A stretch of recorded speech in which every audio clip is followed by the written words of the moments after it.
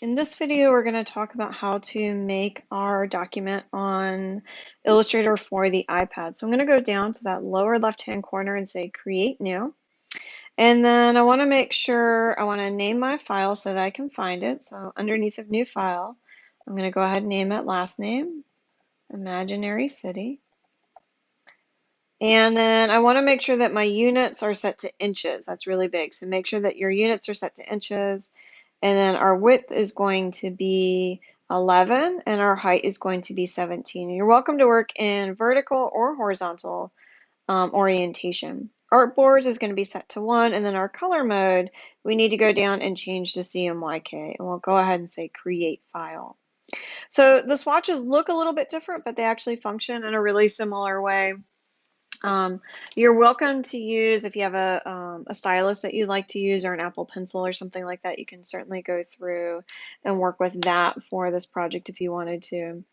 I'm going to click my first, so the first one is going to be my fill color and the bottom one is going to be my my stroke color. And remember we talked about in the demo, I'm going to go ahead and turn that stroke off because I very rarely am going to use that.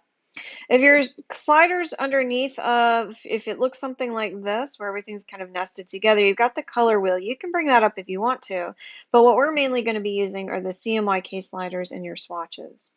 If you don't see the CMYK sliders, if it's set to RGB, there's 3 little dots right next to the title for that, and you can just change it, and you'll see that we can go through and we can make our swatches the way that we were doing in class.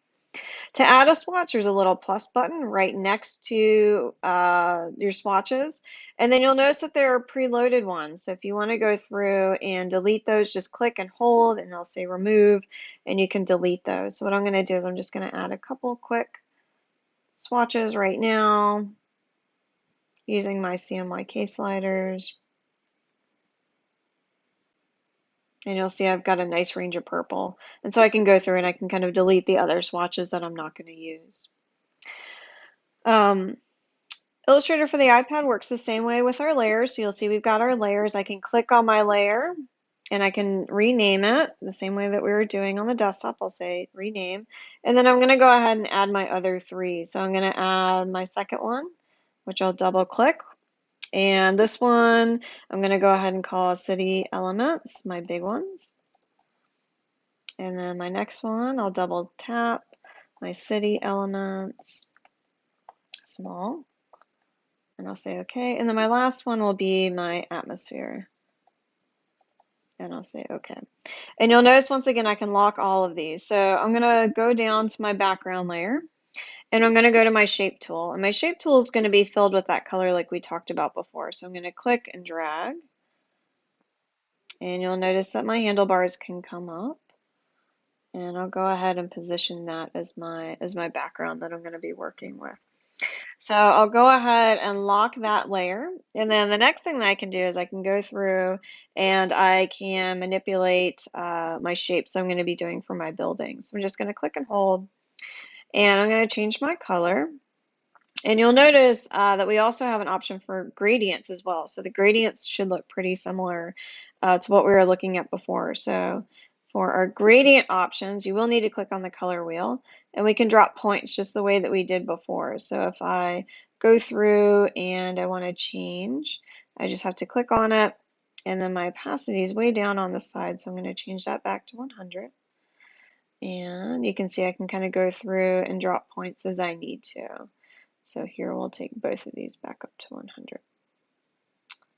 So one of the things that we can do is kind of make our own thing, kind of go through, we can make our own gradients. There's also a radial option as well. And I can go through and I can kind of play with what that opacity looks like and what that slider is going to look like. So if I kind of work with my gradient in a couple of different ways, I can kind of play with it. The next thing that I want to do is maybe work with my building. So I'm going to go to my next layer. I'm going to make these a little bit darker. So I'll go back down to my swatches. And once again, I'm just going to click and drag them. And then once again, I can also, it's a little bit different on the iPad for kind of repeating a shape. I can do Command C and then copy it. And so then I'll get two versions of it. So you'll see here. So just make sure that you can either copy and paste it, or you can also hold down Option, but do make sure that you're not still on the shape tool, that you're back on the black arrow tool. So I'm going to go through here. And once again, I'm going to hold down Option, and I can manipulate these and draw these out as I want to. So these are my big buildings that I'm working with.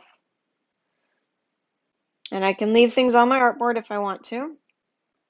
And then the next thing that I'm going to do is I'm going to go back to my shape tool, and I can draw out some smaller elements.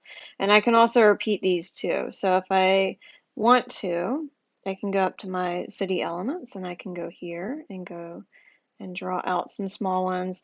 Once again, I'll go back to my move tool, and I can repeat them the same way that I'm doing. All right, and I'm pretty happy with those. So I'm going to select all of them and maybe change the color, go back down to my swatches. And I'm going to grab them in the middle, and I can bring them over. And another thing that I can also do is I can resize them dynamically. So let me go through, I'm going to pick a color that we can see pretty well. All right, I'm going to bring them over. So, and these are still a little bit big, so I'm going to just drag in that handle just a little bit. I'm going to click and drag them right back where I want to be. So you can see now we have the idea of windows. Nested underneath of the shape tool is once again other shapes that you might be using. So let's see, I'm going to desaturate this a little bit. Oops. So once again, the trickiest thing I think to remember about working with the iPad version is that you kind of have to continuously go back to up to that black arrow whenever you want to move something around. And then on the last layer, we've got our atmosphere. And so maybe we want to draw or work with some different things. And so here I'm going to go back and I'm going to draw out some different shapes that I might want to work with. And then on the iPad, you also have the Pathfinder tool as well. So I'm just going to kind of repeat these a little bit so that we can see them. I'm going to click and drag so that all of them are shown. And then right here on this left-hand side, it actually is really helpful. It's actually showing you what's going to happen. So here, if I go combine all, it'll make it into one solid shape. Here, if I go minus the front, it'll show me what that looks like. And then it'll also show me what exclude and overlap looks like as well. So it actually shows you a nice little preview of what that looks like. So we can combine our shapes together using the Pathfinder tool. So that's what I'm going to do for this one. I'm going to say combine all into one shape. And then we can kind of, and then of course, if we want to change the color on that, we were welcome to. And we can kind of play with our atmospheric elements as well.